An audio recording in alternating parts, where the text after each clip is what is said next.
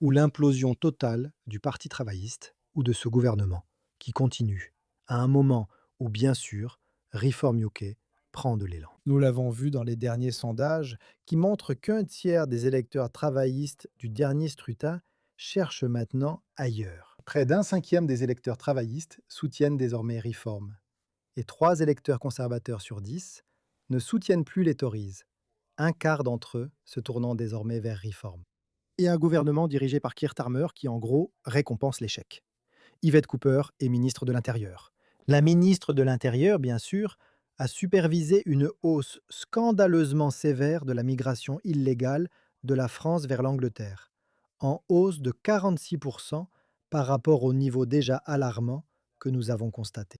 Eh bien, dans ce remaniement, Yvette Cooper va maintenant devenir notre ministre des Affaires étrangères, et à sa place, nous allons voir Shabana Mahmoud, la ministre de la Justice, devenir ministre de l'Intérieur.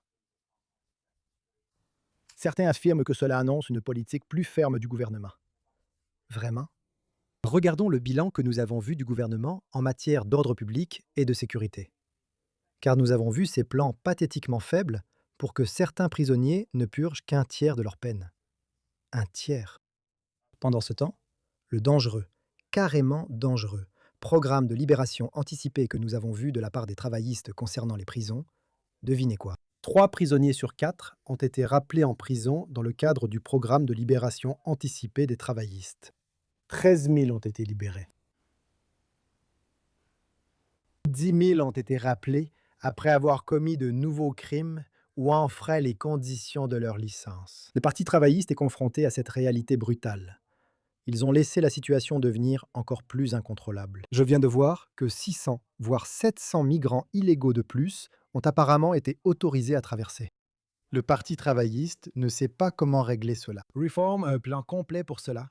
C'est pourquoi il est bien parti pour balayer complètement le Parti travailliste et les conservateurs aux prochaines élections générales. Qu'ils viennent. Et bien sûr, faites-moi savoir ce que vous pensez de tout cela dans les commentaires ci-dessous. Merci de mettre un petit pouce bleu à cette vidéo, cela me ferait vraiment plaisir. Et comme toujours, merci d'avoir regardé.